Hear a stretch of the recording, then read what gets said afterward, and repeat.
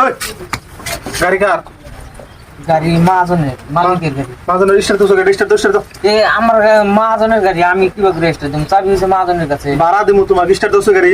এই ভাড়া দিলে কি পাবো? আমি তো গাড়ির চাবি নাই তো, দরজা লক দেন না। তোমার গাড়ি না? না।